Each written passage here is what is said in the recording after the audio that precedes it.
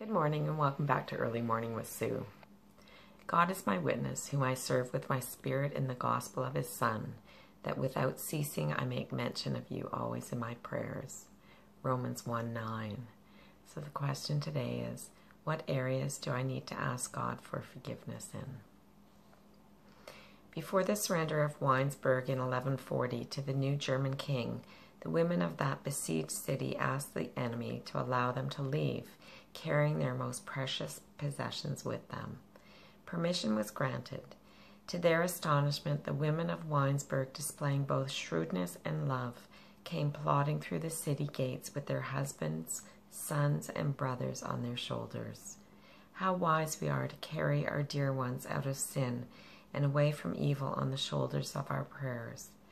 During one of D.L. Moody's services in London, this was demonstrated in a profound way. A father and mother voiced great distress about their son, who had given up God's ways and run away to the bush of Australia. They asked the vast congregation to pray for their son. That night, some 20,000 believers voiced prayers on his behalf. Later, the parents learned that at the very hour of that prayer, their son had been riding through the Australian bush into town, a day's ride from his camp. As he rode, the Spirit of the Lord convicted him of his sin.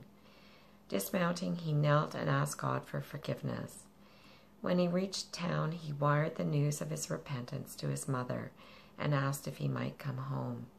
Her reply was cabled immediately, "Come home at once." Men may spurn our appeals, reject our message, oppose our arguments, despise our persons, but they are helpless against our prayers.